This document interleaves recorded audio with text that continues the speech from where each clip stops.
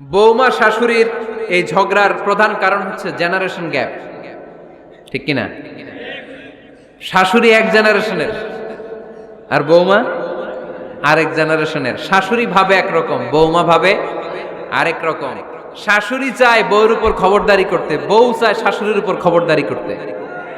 এই ডমিনেটিং, এটা ঠিক না। আমার শাশুড়ি মায়েরা যারা আছেন, প্রথমে শাশুড়ি দিয়ে শুরু করি। আমার মাইকের আওয়াজ যে ঘরগুলাতে যায়, আমার শাশুড়ি মাদেরকে বলবো, বউদের উপর অত্যাচার করবেন না। ছেলেরে প্রশ্ন করে, তোর কাছে তোর বউ বড় না আমি বড়? আছে না নাই? এটা একটা প্রশ্ন হইল। তোর বউ বড় না আমি বড়? দুইজনেই বড়। তো এক ছেলে সুন্দর উত্তর দিছে, আমার কাছে ভালো লাগছে উত্তরটা শুনে। এক মা প্রশ্ন করছে, তোর এতদিন আমি লালন পালন করে বড় করলাম, জীবন যৌবন তোর জন্য শেষ করলাম, আজকে বউ পাইয়া বউ তোর আপন হয়ে গেল? এবার ছেলে উত্তর দিছে, মা, আমার মুখ থেকে মা ডাক শোনার জন্য তুমি কি কষ্টটাই না করছো জীবনে। 10 মাস আমারে পেটে ধারণ করলা, খাইতে পারো নাই, বমি করছো, খালি ওষুধ খাইছো, তোমার পেট কেটে আমারে বের করা হয়েছে, 2 বছর আমারে দুধ খাওয়াইছো, পেশাব পায়খানা পরিষ্কার করেছো। বয়স যখন 3-4 তখন তোমার আমি মা ডাকছি, এই মা ডাকটা শোনার জন্য তুমি এত কষ্ট করছো। আর আরেকবারের মাইয়া এই ঘরে আইসাই তোমার মা ডাকা শুরু করছে। যেই মেয়েটা তোমারে মা ডাকে সে আমার আপন হবে না কেন মা? ঠিক কিনা? এই মা ডাক শোনার জন্য তুমি এত কষ্ট করলা, আমার লালন পালন করলা, 10 মাস পেটে ধরলা, পেশাব পায়খানা পরিষ্কার করলা, এরপরে মা ডাক শুনতে পারছো। আর আরেকবারের মেয়ে জানা নাই চিনা নাই এসেই তোমার ডাকা শুরু করছে মা। তো যে আমার মারে মা ডাকে তার স্থান তো আমার কলিজায়, ঠিক কিনা? শাশুড়ি আম্মারা যারা আছেন, প্লিজ বৌমাদেরকে কষ্ট দিয়েন না। অনেক শাশুড়ি আছে পান থেকে চুন খসলে রেগে যায়, সামান্যতে বৌমারে বদদোয়া দেয়, এরকম আছে না নাই? কিন্তু বুঝতে চায় না, বৌমারে যদি বদদোয়া দেয় তাহলে তার নিজ ছেলের পরিবারের ক্ষতি। পেটে ধরা যে ছেলে, ছেলের পরিবারের কিন্তু ক্ষতি, তার আপন নাতি নাতনিদেরই ক্ষতি। আওয়াজ করে বলেন ঠিক কিনা? বৌমাকে বদদোয়া দিয়েন না। বৌমাকে নিজের মেয়ের মতো দেখবেন। সমাধান আমি দিচ্ছি। কেমন দেখতে হবে? নিজের মেয়ের মতো। নিজের মেয়ে সকালে ঘুম থেকে ওঠে 11টা, ওইটা সমস্যা নাই। বৌমা কেন উঠলো না, ওইখানেই ঝামেলা। আছে না নাই? মেহেরবানি করে আপনার বৌমাকে আপনার নিজের মেয়ের মতো দেখেন। নিজের মেয়েরে যেমনি আদর করেন তাকেও অমনি আদর করেন। আপনার বৌমারে যদি আপনি কষ্ট দেন, মনে রাখবেন আপনার নিজের মেয়েটাও আরেকবারের বউ হয়ে কয়েকদিন পরে যাবে। আপনি যা যা করবেন আপনার মেয়েকেও তারা ওই রকম কষ্ট দিয়ে বাড়িতে ফিরিয়ে দিবে। চিল্লায় বলেন ঠিক কিনা? খবরদার, টিট ফর ট্যাট। ইট্টি মারলে পাটকেলটি খেতে হয়। এজন্য শাশুড়ি আম্মা জানারা যারা আছেন, বৌমার সাথে খারাপ আচরণ করবেন। এবার আসেন বৌমার কথা বলি। বৌমা যারা আছেন মেহেরবানি করে, বৌমা যারা আছেন মেহেরবানি করে আপনার শাশুড়ি আম্মাকে নিজের মায়ের জায়গায় রাখবেন। আপনার বাড়ি ছেড়ে নতুন বাড়িতে আসছেন, তো এটাই তো আপনার বাড়ি। আপনার মা রেখে দিয়ে নতুন মা পাইছেন, এটাই তো আপনার মা। তো ওনাকে মায়ের জায়গায় বসাতে আপনার সমস্যাটা কোথায়? বৌমারা খেয়াল রাখবেন, আপনি আপনার শাশুড়ির সাথে যে আচরণটা করতেছেন, আপনার শেষ বয়সে আপনার ছেলের বিয়ে দেওয়ার পরে যে বৌমাটা আসবে ওই আচরণই আপনাকে ফিরিয়ে দিবে। The nature has its own return. প্রকৃতির একটা মাইর আছে, এটা শেষ মাইর, এটা শেষ খেলা। প্রকৃতির খেলা বড় খেলা। আপনি আপনার শাশুড়ির সাথে যে আচরণ করবেন, আপনার শেষ বয়সে আপনি একদিন শাশুড়ি হবেন, এটা মাথায় রাখবেন। ওই আচরণই আপনি ফিরে পাবেন। আওয়াজ করে বলতে হবে ঠিক কিনা? এজন্য 9 নাম্বার পয়েন্টস হচ্ছে মিউচুয়াল রেসপেক্ট। সবাই যেন সবাইকে ভালোবাসি। দোষ ছাড়া মানুষ নাই, সবার দোষ আছে। আমরা যেন একে অন্যের দোষ না খুঁজি। বৌমারা, আপনাদের কানে যদি আমার মাইকের আওয়াজ যায়, অল্প কিছু টেকনিক অবলম্বন করলে আপনি আপনার শাশুড়ির মন জয় করতে পারবেন। শাশুড়িরা আসলে বেশি কিছু চায় না।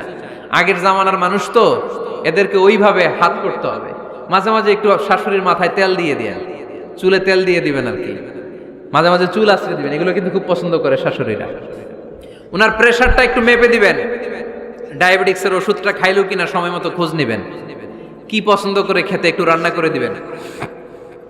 যেই বক্তার ওয়াজ শুনতে পছন্দ করে ওই বক্তার ওয়াজগুলো ডাউনলোড করে শাশুড়ি আম্মাকে দিবেন, ইসলামী বই দিবেন। দেখবেন বয়স্ক নারীরা মাহফিল যেতে খুব পছন্দ করে, ওয়াজ শুনতে খুব পছন্দ করে, নবীদের কাহিনীগুলো শুনতে পছন্দ করে। বসায় বসায় একটু কাহিনীগুলো শোনাবেন।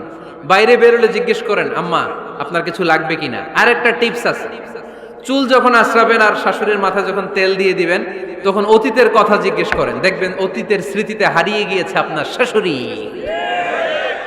কি জিজ্ঞেস করবেন জানেন? জিজ্ঞেস করবেন, আম্মা জান মুক্তিযুদ্ধের সময় আপনার বয়স কত ছিল? ওই সময় মুক্তিযুদ্ধের সময় আপনাদের এলাকায় কি কি হয়েছিল মা? আরেকটা প্রশ্ন করবেন, মা বিয়ের সময় আপনি কেমন ছিলেন? ওই দিন দেখবেন বুড়ি আর বুড়ি নাই, জুয়ান হয়ে গেছে। ওই দিন বলবে, মা আমি অনেক সুন্দরী ছিলাম, আমার মাথায় অনেক চুল ছিল, আজকে নাই। আমগো গ্রামে আমার সাথে সুন্দরী মাইয়া ছিল না। অতীতের স্মৃতিতে স্মৃতি হাতরাতে হাতরাতে তিনি হারিয়ে যাবেন। জিজ্ঞেস করবেন যে মা শীতকালে আপনাদের দেশে কি পিঠা বানাতেন আপনি যখন ছোট ছিলেন, আপনার বাপ চাচারা কি করত? এগুলো জিজ্ঞেস করলে উনি স্মৃতির পাতা হাতরাতে হাতরাতে চোখ দিয়ে দাঁড় দাঁড় করে ওনার পানি ঝরতে শুরু করবে। আপনার জায়গায় ওনার হৃদয়ের মনি কোঠায় এমন জায়গায় পৌঁছবে আপনার ছাড়া উনি কিছুই বুঝবে না। বৌমারা এই অল্প কিছু টিপস অবলম্বন করে আপনারা আপনাদের শাশুড়ির মনকে জয় করতে পারেন। শাশুড়ি বৌমার দ্বন্দ্ব আমরা চাই না। আমরা চাই শাশুড়ি বৌমাকে নিজের মেয়ের মতো জানুক, আর বৌমার শাশুড়িকে আপন মায়ের মতো ভালোবাসুক, ঠিক কিনা? এই মিউচুয়াল রেসপেক্টই পারে শাশুড়ি বৌমার দ্বন্দ্বকে দূর করতে আর ঘরটারে শান্তি টুকরা বানাতে। আওয়াজ করে বলেন ঠিক কিনা? কয়টা গেল? আর আছে কয়টা? দোয়া করবেন একে অপরের জন্য। দোয়া সাইয়েদনা ইব্রাহিম ফ্যামিলির জন্য দোয়া করতেন, রাব্বি জাআলনি মুকিমাস সালাতি ওয়া মিন যুররিয়াতি রাব্বানা ওয়া তাকাব্বাল দুআ। ও আল্লাহ আপনি আমার নামাজ কায়েমকারী বানান, আমার কলিজার টুকরা সন্তান ইসমাইলকেও নামাজ কায়েমকারী বানান, আমার দোয়াটা আপনার দরবারে আপনি কবুল করে নেন। সুবহানাল্লাহ পড়েন। রব্বানা ইন্নী আসকানতু মিন যুররিয়াতি বিওয়াদিন গায়রি যী যারইন ইনদা বাইতিকাল মুহাররাম। ও আল্লাহ আমার সন্তান সন্ততি আমার ফ্যামিলিকে ধুধু মরুপ্রান্তর এই উপত্যকার মধ্যে তোমার কাবা ঘরের সামনে রেখে গেলাম, তাদেরকে তুমি নামাজ কায়েমকারী বানিয়ে দিও। গোটা বিশ্বের সব মানুষের অন্তর আমার ফ্যামিলির দিকে আল্লাহ তুমি ঝুঁকিয়ে দিও। ওয়ারযুকহুম মিনাস সামারাত, ফলমূল দিয়ে আল্লাহ তুমি তাদেরকে রিজিকের ব্যবস্থা করে দিও। তার মানে সব নবীরা তাদের পরিবারের সদস্যদের জন্য দোয়া করতেন কি করতেন না? আবার কোরআন আমাদেরকে শিখালো, রাব্বানা হাব লানা মিন আজওয়াজিনা ওয়া মিন যুররিয়াতিনা কুররাতা আ'য়ুন ওয়াজআলনা লিল মুত্তাকিনা ইমামা। ও আল্লাহ এমন নেককার সন্তান এমন নেককার স্ত্রী আপনি আমাকে দান করেন যাদের দিকে তাকালে আমার চোখ দুইটা ঠান্ডা হয়ে যায়। চক্ষু শীতলকারী স্ত্রী দেন। বিয়ে যাদের হয় নাই ইয়াং ছেলেরা এই দোয়াটা করবা। বিয়ের জন্য দোয়ার দরকার আছে না নাই? প্রতিদিন এই দোয়া করবা, আল্লাহ এমন স্ত্রী দেন, এমন জীবন সঙ্গিনী আপনি আমাকে দেন, এমন লাইফ পার্টনার দেন যার দিকে তাকালে আমার চোখ জুড়িয়ে যায়। এমন সন্তান আল্লাহ আপনি আমার ফ্যামিলিতে দেন যাদের দিকে তাকালে আমার চোখ দুইটা ঠান্ডা হয়ে যায়। নেককার সন্তান নেককার স্ত্রী আল্লাহর কাছে দোয়া করে চেয়ে নিতে হয়। তাহলে ফ্যামিলি মেম্বার একে অপরের জন্য দোয়ার দরকার আছে না নাই? বাবা দোয়া করবে ছেলের জন্য, ছেলে করবে বাবার জন্য, মা দোয়া করবে মেয়ের জন্য, মেয়ে করবে মায়ের জন্য, ভাই করবে বোনের জন্য, বোন করবে ভাইয়ের জন্য। দোয়ার দরকার আছে না নাই? দোয়া করবেন সবাই সবার জন্য। এই যে কোরআনের বঙ্গানুবাদ পাওয়া যায় না এখন, কথা বলেন। স্মার্টফোন আছে কার কার দেখি? হ্যাঁ, কারা কারা স্মার্ট দেখি? হাজার হাজার স্মার্ট, মাশাআল্লাহ। এই স্মার্টফোনের ভেতরে আল কোরআন নামে বাংলায় কোরআনের একটা অ্যাপস পাওয়া যায়। কথা বলেন, পাওয়া যায় কি যায় না? আজকে থেকে এই অ্যাপসটা ডাউনলোড করে প্রতিদিন এক আয়াত, দুই আয়াত, তিন আয়াত করে পড়া শুরু করে দেন। বাঁচতে হলে পড়তে হবে, বাঁচতে হলে জানতে হবে, ঠিক কিনা? এই স্লোগান আমাদেরকে শিখায়। এই স্লোগান দিয়েই তো আল্লাহ কোরআন শুরু করছে। ইকরা বিসমি রাব্বিকাল্লাযী খালাক। বাঁচতে হলে জানতে হবে, বাঁচতে হলে পড়তে হবে, পড়ার কোনো বিকল্প নাই। আওয়াজ করে বলেন ঠিক কিনা? সুজানগরের ভাইয়েরা, মোবাইলের অ্যাপসের ভিতরে আমরা কোরআন রাখতে রাজি আছি তো সবাই? হাদিসের অ্যাপস ডাউনলোড করতে রাজি আছি তো? বাস রাজি আছি, ডাউনলোড করে রাইখা দেবো, আর কেউ পড়বো না নাকি? হ্যাঁ, প্রতিদিন একটা আয়াত হলেও যেন আমরা পড়ি। আল্লাহ যা বলা দরকার সব বলে দিয়ে গেছে, নতুন করে আর কিছু বলবে না। আমরা যেন পড়াশোনা করি, আমরা যেন একটা পাঠাগার বানাই। আবারও কখনো আসার সুযোগ হইলে আমি জিজ্ঞেস করবো, যদি আমার মনে থাকে, যে আপনাদের পাঠাগার আছে কার কার ঘরে?